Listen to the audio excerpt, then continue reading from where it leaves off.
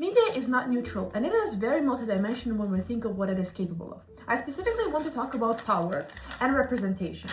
With the usage of real-world example of 9/11 and the theories of representation of Hall and cultural hegemony of Gramsci, I want to discuss how Western Muslims and American Muslims were portrayed and represented after the events of 9/11, and how does the power dynamics play a role in it.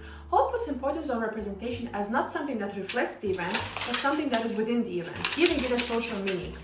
Hall puts an importance on tools like visual representation and language that embodies and saturates the meaning. Culture is very important as well, because it also gives meaning, and society creates conceptual maps to understand each other and understand the event itself. So, we now come into an important point. Nothing meaningful exists outside discourse. Basically, this means that while the event has a material existence, its social existence does not exist without interpretation. That's why the meaning itself is always evolving and it's always being interpreted, hence it's not constant. Think of a knife. It has a material meaning, but its social meaning is using it to cut something.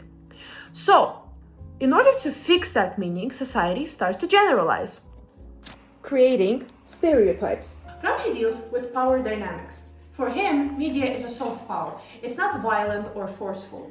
Power is maintained through consent. So, the common sense that is being shaped by the dominant powers controlling the media make the dominant ideology become normal. So, how does 9/11 reflect these ideas? 9/11 used to have a material existence, but through interpretation, it gained social meaning. Hall mentioned the use of visual elements and language. These two combined made meaning to that representation. Media, in hands of those who are in power, repeatedly portrayed Muslims as those who would repeat the same atrocities. Most of them mentioned that the jihad or the holy war is going to come soon.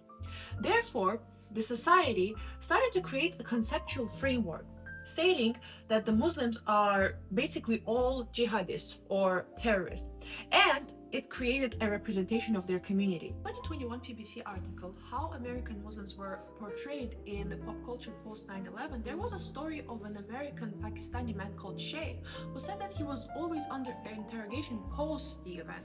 He also blames Hollywood for saying that it's at fault for portraying Muslim women as merely victims or those who do not have any power over their freedom. These two theories, even though not same, can be correlated to each other. I personally chose the 9/11 example because it perfectly shows these two theories, and it shows how much power is being maintained through the repeated portrayals of the Muslim community in a bad way, how much stereotypes it creates, and how much subjectivity becomes objectivity.